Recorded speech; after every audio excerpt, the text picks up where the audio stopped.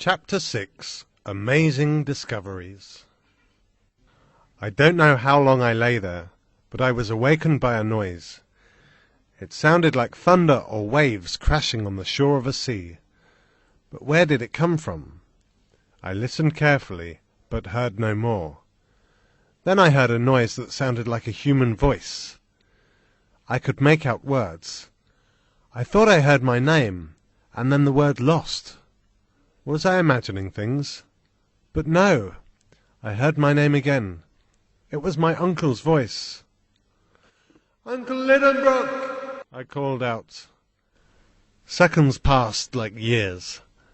Then I heard these words. "Axel! Axel! Is it you?" Yes, I am in complete darkness. "Axel, my boy, be brave. Listen to me. We are in a big hall. All the passages lead into this hall. We can hear each other because sound travels down the passages into the hall. Call to me again, and I will calculate how far apart we are." I called again, and my uncle replied when he heard me. It took 20 seconds for my voice to reach my uncle.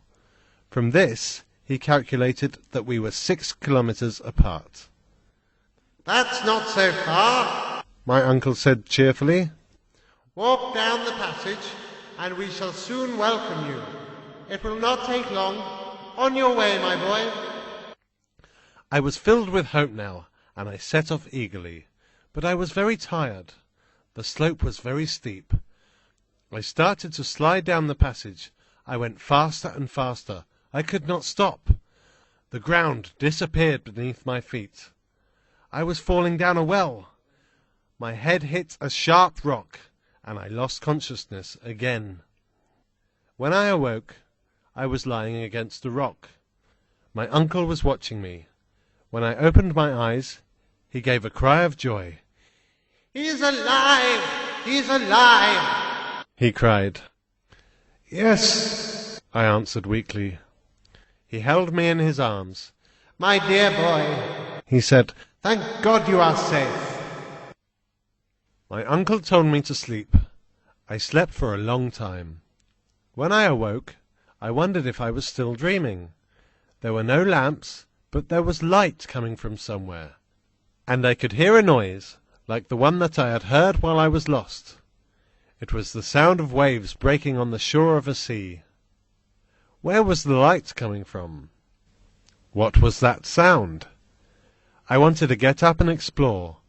My uncle wanted to stop me, but I insisted on going.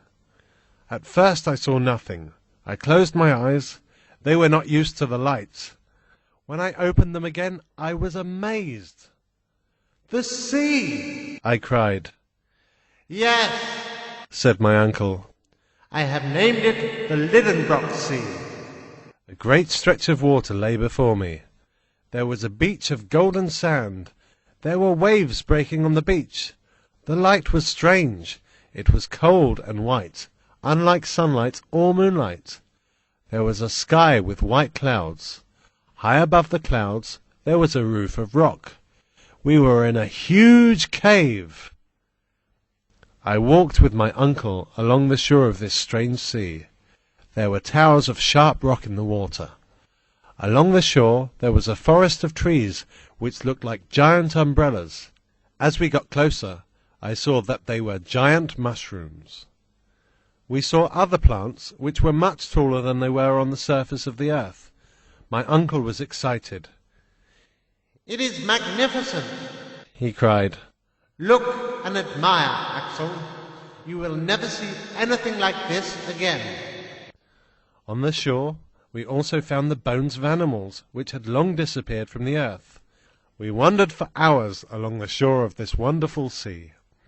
We saw the tide rise and fall. Even here the sea answers the call of the moon. My uncle told me he intended to cross the sea. When I asked him how he intended to do this, he smiled. "Hans is making us a raft. Come and see."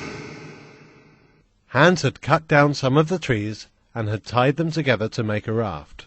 Tomorrow we would start to explore the Lidenbrock Sea.